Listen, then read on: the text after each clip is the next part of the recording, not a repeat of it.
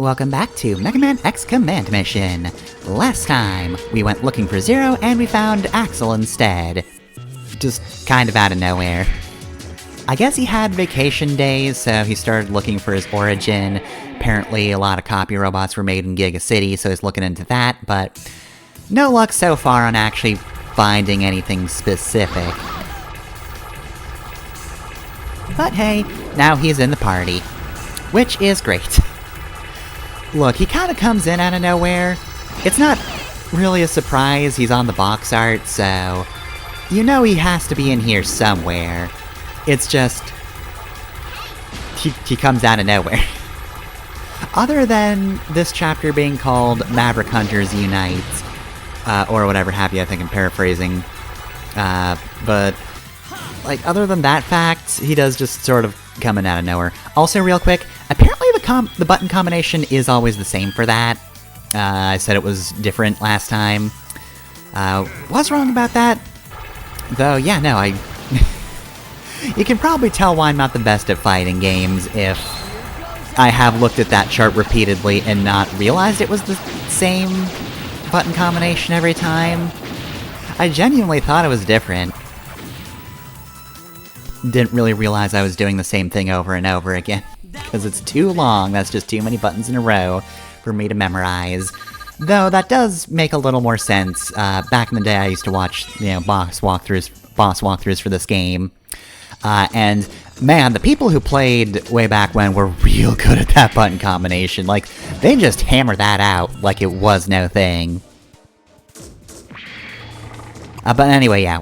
Where was I before? Right, so, yeah. Axel just kind of comes in out of nowhere. Which, a shame he wasn't with us in the first place. 'Cause if it was him instead of Shadow, we probably actually wouldn't have beaten Epsilon. He still had basically his entire crew there. But we wouldn't have gotten backstabbed, so I think we would have felt a little better about things at least. Okay, so, these enemies. Right, so, like I said in the previous episode, Prion the Prions in general are pretty damn tough at this point. I mean, not all of them, some of them are so-so. The Gunners I don't think are so bad. The soldiers, on the other hand, are kinda bastards. Like, they are enemies that possess a particular ability called Smash, which sometimes doesn't do too much. Sometimes it's just a crit and it does all the damage on the planet. And it's never fun when that happens. Depending on the character, sometimes they can just decide to kill you. Which, considering we have Cinnamon in the party, that's a lot more likely. Yeah, Marno doesn't have the most HP, she's supposed to be a bit more dodgy and whatnot, but she can still survive a lot better than Cinnamon can. Honestly, you might want LE increases on Cinnamon, just because she dies easily. She has by far the least amount of health out of everybody. Also, supposedly that guy's blinded. I don't believe it. So, anyway, yeah. Anything else on... I feel like I have something else to mention about Axel's, whole action trigger. I think in terms of what we have so far, I'd have to say... Silverhorn's pretty useful in this chapter because there's a lot of fire-type enemies, but Wild Django's really good. Like, that's just extremely good single-target damage. The other option is Mad Nautilus, and that is by far the least useful out of all of them. Yeah, see, that wasn't so bad, but sometimes they do just do a lot of damage. They just decide to use Smash and you die. But yeah, Mad Nautilus is mostly just for the status effects, and as you might have noticed, status effects aren't that useful. They don't proc that often. Okay, that guy missed this time at least. On my dodgiest character, so really that should have been happening constantly, but... For the most part, yeah, they've not really felt that useful. I guess Virus is okay, but it's not amazing. But yeah, Silverhorn is pretty good damage to the whole enemy party. These guys, I don't think, yeah, no, they're not weak to water at all. Well, I mean, they're weak to normal about. At all would mean that they were absorbing it, which thankfully is not the case. Also, what do you mean the warriors get HP regen? Damn you and your second wind! You should be required to have a squishy wizard do all of your healing for you, and if you don't have a squishy wizard, you should just die. Get out of here with this warrior healing shit. I say, even though the only time I've played specifically D&D, I played a warrior. It's fine when I do it. Yeah, like, Mad Nautilus would be a lot better if status effects were more useful. Again, Virus is okay. Oh, that is cool. I guess that does also have lower accuracy, so combined with Blind, that was actually pretty good. Smash will be more dangerous later, I will say. But yeah, I don't know, maybe it's just me getting unlucky, but Mad Nautilus is just not a useful transformation for me.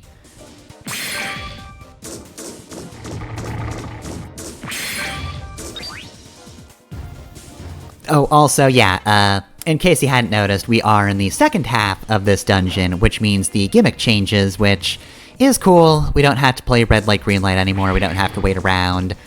It's just conveyor belt puzzles now, which the walkthrough will helpfully just guide me through, so I got no problems, I don't have to test anything, I just go through. Oh, these fuckers. Okay, so they use an ability called Counter Shield. Now, my first inclination, and maybe it's yours too, was to simply not hit them ever. This is a huge mistake. Don't do this. I discovered this actually later, but not during this episode, which is part of the reason it's so long. Unfortunately, that's my bad. Right, so even if you don't attack them, they will use Force Shield, which is really bad against Cinnamon. That was almost all of her HP. But yeah, no, you might think then, like, well, that's kind of bullshit. Why can't they just do damage against you? You didn't attack them, so why did they use their counter ability? Well, that's because shield guys do have a bit more of a gimmick to them than simply doing a counterattack. So basically, I didn't even, like, realize this, I actually had to specifically read it. But later on, when I did realize it, I was attacking them actively with Marino and Cinnamon. And it didn't actually hit me during those fights why that was. But it's actually, like, I thought it was elemental weakness on their parts, like I'd equip something that would be doing effective damage against them. But no, it's the fact that they are close-ranged units. If you attack them when they have Force Shield up with ranged attacks, then they will counter you, so Axel is not actually a good idea here.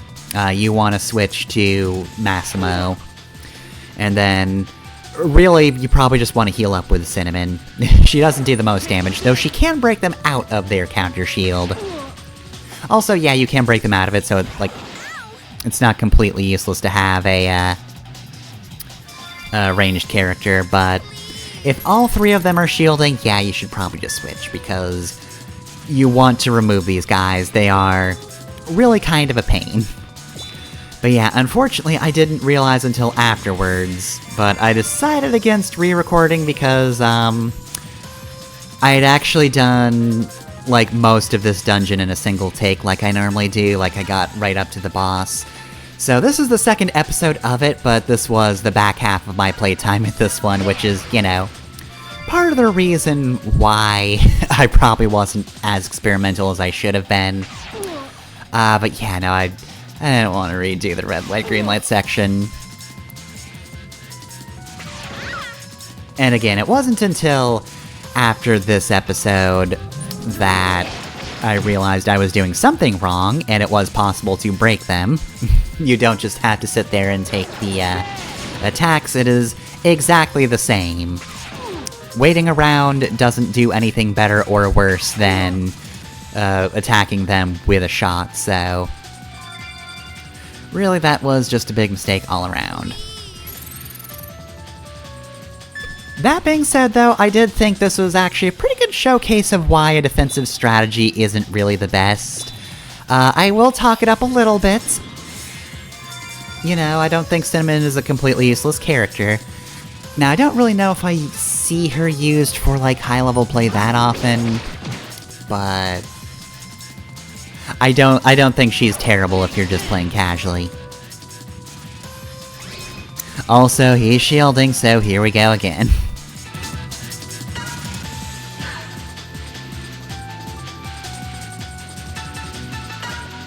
You know, at least I did use a sub-tank this time.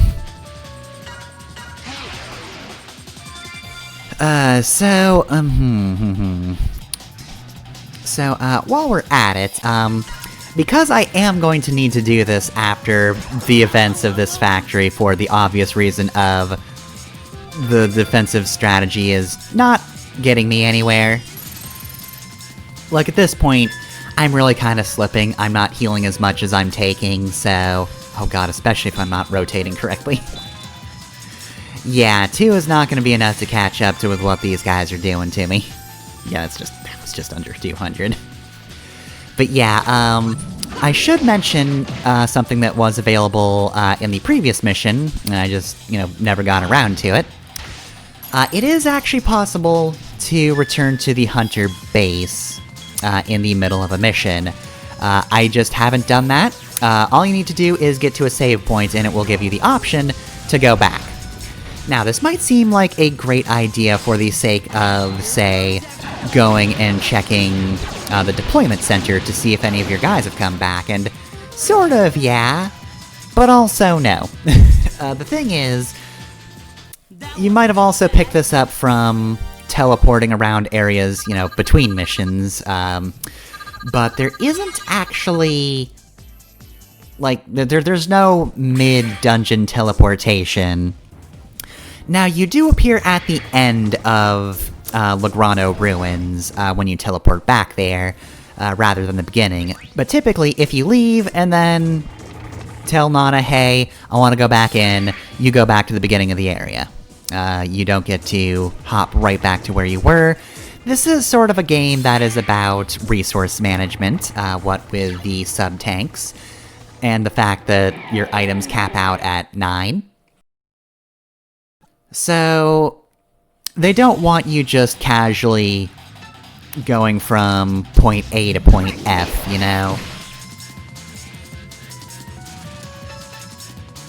Obviously, if you're going through an area the second time, it's not going to be nearly as bad.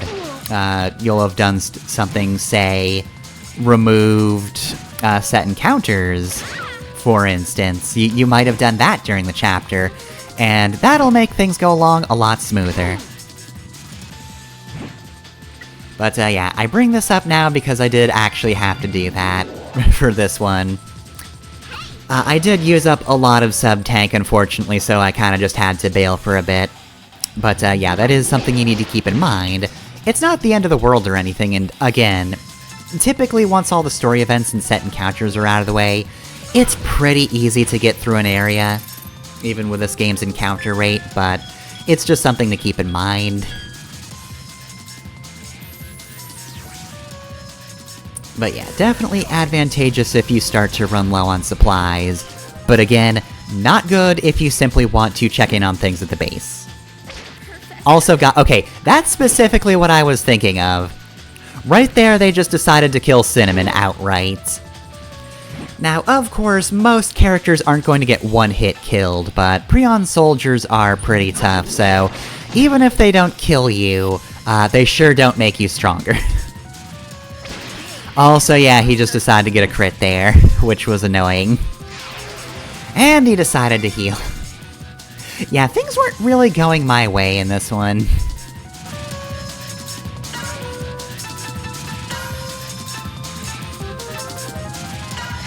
Honestly, at this point, I'm kind of thinking, like, I should have taken this as a sign. I was getting my ass kicked. Like, I did make a save between these sections, it's just I saved over that one, you know, at the end of the episode. Because I just started to do that, I use the same file for an episode, and then only when I get to the next one do I move on to a new file. Just to make sure I don't move through them too quickly. But, yeah, I would have done a lot better if I had just said, fuck it, these guys are... I'm getting my ass kicked by Prions, I can't let that slide. Alright, now there's just one left, so we don't need to be as intimidated by this guy. Okay, maybe we do need to be intimidated by this guy. He just did 900 damage to Marino. So I will say, there are a number of reasons why I do like this game's battle system, and being able to shuffle party members in and out is one of them. It's something I will do eventually in this episode, but I probably should have done sooner. Just because, yeah, this team wasn't really working out. It would have been better to have Massimo to soak damage, and probably X for damage. Axel can stay, because honestly, he's just really good. But yeah, Spider's a little niche at this point. He's not terrible, but he's definitely fallen behind a little bit in terms of usefulness. I think most of his use case actually comes from the variety his weapons have. Like, a lot of weapons have different effects, but he just has some very weird but cool specific ones, like, if you don't use weapon energy, you just attack everybody. Like, that's not useless. But he's also not the hardiest character, and, I don't know how useful that would have been. I mean, that specific one. He probably has something else, honestly, that could work for parties like this. But yeah, I wasn't really switching characters around as much as I should have been. Because, honestly, it does help a lot. I will be switching between fights just for the sake of, like... Eventually, I just kind of start running low. It helps to change out party members if some start to get tired.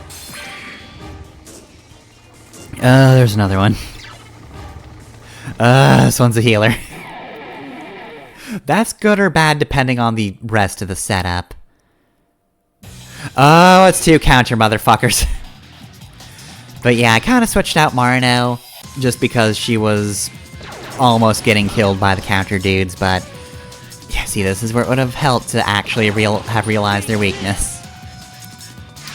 But I just didn't want to attack them because I'm used to counter enemies, you know, countering, that's their whole thing. Honestly, most enemies are actually pretty good at telling you, like, who is weak to what. Like, there's an enemy later that, you know, also has a counter attack, but, like, will specifically tell you the way it works in the little, battle text you get. So yeah, I don't know why they didn't just say, like, counter shot or something. Again, I could have experimented a little bit more, but... I was kinda nervous at this point, like, oh god, I've taken out so many of them, but I'm getting so weak, I need to be careful. But yeah, I think, in terms of just, like, overall difficulty, I'd probably say the soldiers are actually some of the most dangerous enemies, because you saw what they were doing back there. They were just doing damage. They just said, fuck you, you get damage now. Like, these guys, the shield enemies, once you know how they work, you can just switch your physical units in and just start bashing them. Like, this game does work very well in that regard. Like, it's very kind about what it lets you do because of situations like this, where, because you are given a lot of liberty to just do things in a fight, it will bite back sometimes. But yeah, it really is just that attack, though. That's the only thing they have for themselves. So if you know how to defuse it, they don't really have anything else at After that, it's just a matter of managing them amongst other enemies. Which, you know, granted, if they got hit with a buff speed or a buff attack, that would also be pretty dangerous. Probably speed more than anything else, like... them going faster would just suck. Also, they do just straight up block, what do I have on Axel? That must be a, some kind of stat reduction, if I remember correctly. Dang, 63. Yeah, so... also, to note... X, Massimo, and Spider is, like, one of the slowest overall final attacks you can get. Massimo in general is pretty slow, but yeah, they give you one of the ones that gets you fewer hits. It's certainly not weaker by any means, but they kind of give you training wheels. And at this point in the game, now that we have more characters, many of whom are just faster than Massimo, yeah, you can get a lot of hits in. In fact, one of the... oh god, this party sucks. Soldiers are damage dealers, so it just sucks to fight them overall. Anyway, though, there is actually a force medal that requires you getting a certain number of hits for the final attack to unlock it. Don't remember what it is off the top of my head, but that is what future me is around for. Oh, it sucked, but at least Cinnamon's above 1000 HP now. But yeah, I'd also imagine you're kinda getting why I say that sometimes best defense is offense. Because Cinnamon's working on upkeep, but even with her extremely good sub-weapons, she's really kind of struggling keeping up at this point, so it really would be better if I was just doing damage. Oh, and there's an example of how the medics kind of suck. I think that's the other thing, is... Prions before weren't really coming into groups that frequently, or like varied groups. They mostly existed amongst themselves. That's not always true, of course, but even in their combinations, they weren't too tough to really deal with. Wow, that smash did no damage. It's not one of my favorite enemy abilities, it just sort of does whatever. Sometimes you don't need to worry about it, other times it just kills Cinnamon. Also, if I'm correct, that's actually my first down in this game. Like, I think X-Heart may have procced at one point, but... yeah, I don't think anybody's actually, like, gone down and, you know, not immediately come back up.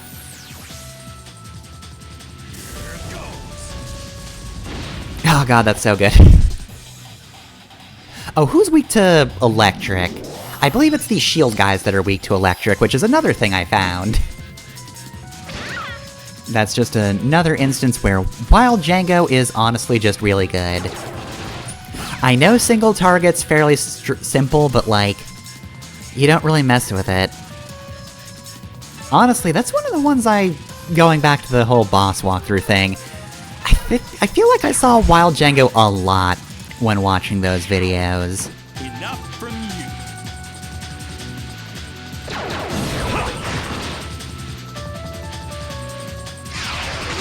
I will say, that is one of the reasons I'm very much enjoying this, actually getting to play this game now. Cause, you know, back in the day when YouTube was new, I did just really like watching, like, JRPG boss fight videos, you know, without the context of the rest of the story. I can't explain to you why, I just had this weird fascination of just, like, watching, you know, whatever story scene came before the boss without knowing anything about it. And just watching the boss. I don't know why I had this fascination, but, like, it just happened a bunch of times. There's a bunch of things I watched because of that. And I think for the most part I've eventually watched, you know, full playthroughs of them. I mean, I've seen at least a few Tales of games.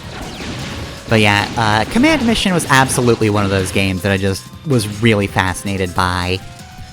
I loved seeing it. I liked watching the cutscenes without, knowing anything else about the game or why anything was happening.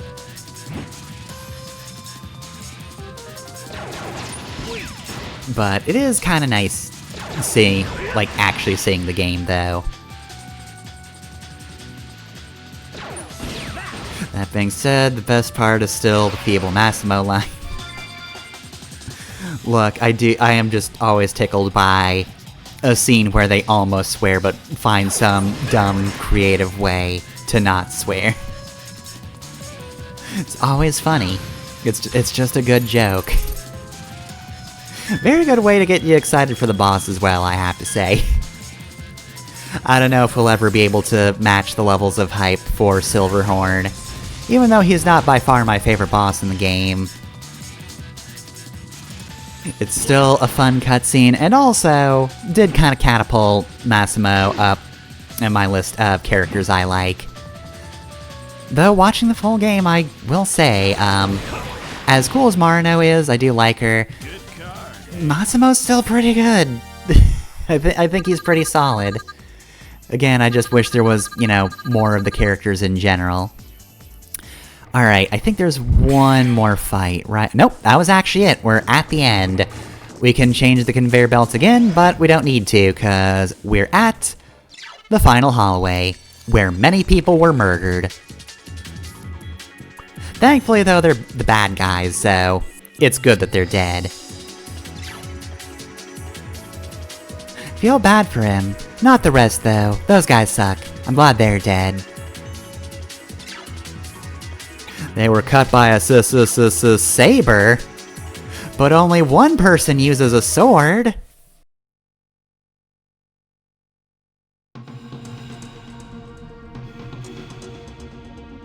The intruder must not gain entry. Stop him at all costs. It's no use! Breakthrough imminent! Ah!